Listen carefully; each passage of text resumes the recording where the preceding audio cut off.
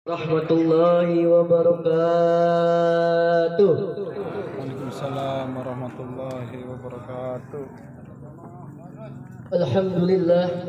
Alhamdulillah fadlahil jawad bil mu'ini ala ikhtiyari minal ibad. Allahumma salli wa sallim ala sayyidina Muhammadin al-fatih lima uqliqal khatimil masabak nasiril haqqi bil haqqi wal hadi ila siratika mustaqim wa ala alihi haqqa qadrihi wa mi'darihi lazim. وقال الله سبحانه وتعالى في قرآن الكريم أعوذ بالله من الشيطان الرجيم بسم الله الرحمن الرحيم الذين إذا أصابهم مصيبة قالوا إنا لله وإنا إليه راجعون صدق الله العظيم والبلاغ الحبيب رسول الكريم ونحن على ذلك من الشاهدين الشاكرين والحمد لله رب العالمين. Puji syukur marilah kita panjatkan kepada Allah Subhanahu wa taala yang mana kala telah memberikan kita nikmat, dari nikmat yang terkecil hingga nikmat yang terbesar sehingga kita dapat berkumpul di malam yang insyaallah mubarakah ini. Amin amin ya rabbal. Imam Al-Maudi pernah berkata dalam karangannya, angka 2, 3, 4 bahkan angka miliaran yang ada di dunia ini tidak akan ada apa-apanya ketimbang angka 1. Kalau misalkan ditafsirkan siapakah angka 1 tersebut? Angka 1 tersebut ialah Allah, dan 2, 4, dan 5 tersebut ialah cabang-cabang akan ciptaannya. Yang kedua, salawat serta salam marilah kita panjatkan kepada baginda alam, Kanjeng Nabi yang mana namanya itu telah dicantumkan dalam buku yang mana orang nomor 1 paling berpengaruh di dalam dunia, karangan Michael Hart. Apa kata beliau? Nabi Muhammad SAW ini bukan dijadi orang yang berpengaruh bukan karena hartanya, bukan karena tahtanya, tapi apa yang jadikan Nabi Muhammad ini sebagai orang yang paling berpengaruh di dunia tiada lain tiada bukan karena akhlaknya yang mulia. Karena telah jelas Allah cantumkan dalam Al-Quran, apa kata Allah Subhanahu wa ta'ala, laqad kana lakum fi rasulillahi uswatun hasanah. Sesungguhnya telah ada di dalam diri Rasulullah sallallahu alaihi wasallam. Apa itu yang ada dalam diri Rasulullah sallallahu alaihi wasallam? Ialah suri tauladan yang baik yang bisa kita tiru dalam kehidupan kita sehari-harinya. Siapa lagi kalau bukan wa habibina wa syafi'ina wa maulana Muhammadin. Mohon izin sebelumnya bapak-bapak, ibu-ibu sekalian, mohon ridho dan doanya. Berdirinya saya di sini bukan buat menyampaikan suatu amanat apalagi suatu pesan. Lagi-lagi sama, saya juga masih seorang santri, masih yang santri yang hitungannya itu jauh dari kata ilmu yang harus kita capai.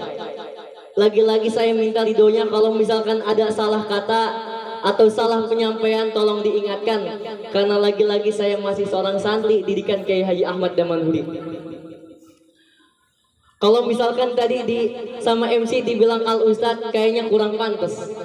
Soalnya saya juga ini masih kelas 2 aliyah, Ibu. Kalau misalkan dibilang Ustadz itu derajatnya itu udah jauh. Sedangkan saya masih 2 aliyah yang hitungannya masih perlu melanjutkan pendidikan yang jenjangnya itu lebih lanjut. Gitu. Jadi di sini dalam malam ketiga sama-sama alhamdulillah telah kita panjatkan kepada Allah, kita semua bisa berkumpul. Yang mana takziah ini ialah salah satu momentum yang dimana kita bisa mengingatkan diri kita, yang dapat bisa mengingatkan jati diri kita. Kalau apa? Kalau misalkan manusia itu semuanya itu dipenuhi dengan kekurangan dan akan menghadapi yang namanya kematian. Allah Subhanahu wa taala berfirman dalam surat Al-Baqarah ayat 155. Apa kata Allah Subhanahu wa taala? A'udzubillahi minasyaitonirrajim. Bismillahirrahmanirrahim. Wala nabluwannakum bisyai'in minal khaufi wal ju' wa naqsin minal amwali wa anfusi minas samarat. Fabashiris sabirin.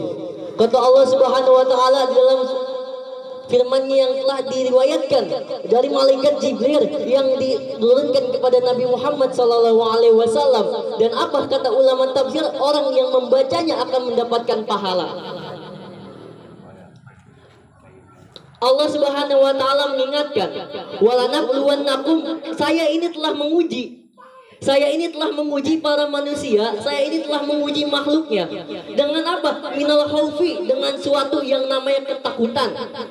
Kalau misalkan ada manusia yang takut, ada manusia yang gak berani, kita pengen kemana-mana sendiri, itu wajar. Soalnya kenapa? Karena Allah udah mengingatkan kalau misalkan manusia itu diuji, salah satunya itu dengan ketakutan. Jadi nggak asing kalau misalkan ada orang yang takut akan sesuatu, wajar. Yang nggak wajar itu apa? Orang yang nggak takut sama sesuatu. Lalu dilanjutkan oleh Allah dengan apa? Kita diuji, ya dengan rasa kelaparan. Kita, orang tua kita, ayah kita, bapak kita, bahkan istri kita atau suami kita yang banting tulang kerja, tulang dibanting-banting, dibulak-balik. Buat apa? Untuk mencari yang namanya rezeki, agar kita apa? Agar tidak yang namanya merasakan itu kelaparan. Yang ketiga, Allah menguji kita dengan apa? Kurangnya diri kita dengan apa? Amal perbuatan atau harta yang telah kita kumpulkan. Yang keempat, Allah menguji kita dengan cara mengurangi diri kita, mengurangi jiwa kita. Ulama tafsir ada dua pendapat dalam sini, Bu. Yang pertama, ada yang berpendapat kita dikurangi jiwa kita itu dengan apa? Dengan hati kita. Kadang kita punya hati tapi masih suka sirik sama orang lain. Kadang kita masih punya hati tapi kita masih ngomongin orang lain. Kadang kita masih punya hati, kita di belakangnya, di depan kita ngedukung, di belakangnya kita ngigibahin, ada. Di depan suami kita ngomong, "Pak, segini mah cukup buat beli beras." Tahu-taunya di belakang ngomong ke tetangga, "Bu, tahu nggak? Kemarin saya cuma dikasih 50.000 buat beli nasi."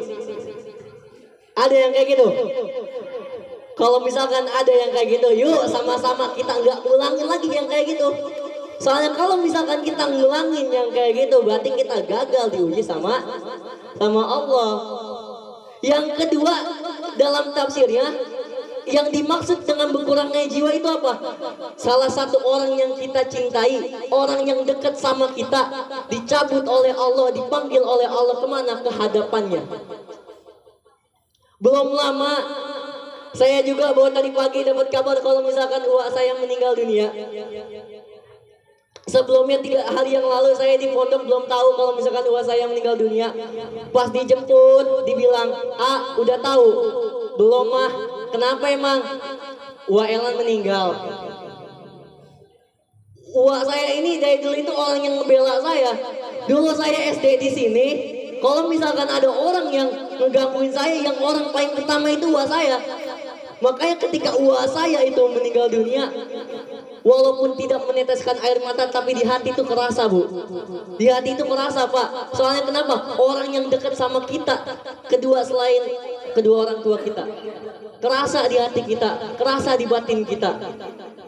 Oleh karena itu, karena kita udah tahu kalau misalkan salah satu hal yang bakal mengurangi rasa iman, takwa dan kita apabila kita tidak berhasil dalam diuji oleh Allah Subhanahu wa taala, yuk sama-sama kita siapin bekalnya.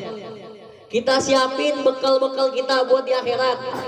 Kalau misalkan ditanya, kalau bekal buat di akhirat itu pakai apaan? Kita kan nggak tahu. Misalkan ada orang malam-malam masih ngeronda sama kita, ngobrol bareng sama kita, besok pagi udah dipanggil, kita nggak tahu. Kita lagi malam ibu-ibu sama bapaknya masih suka ngobrol ngeriung ngomongin anak-anak buat keluarga besok. Pas waktu yang akan datang yang nggak tahu karuan, tiba-tiba suami kita dipanggil atau istri kita dipanggil, kita kan nggak tahu. Oleh karena itu iman dan takwa, bekal itu harus disiapkan.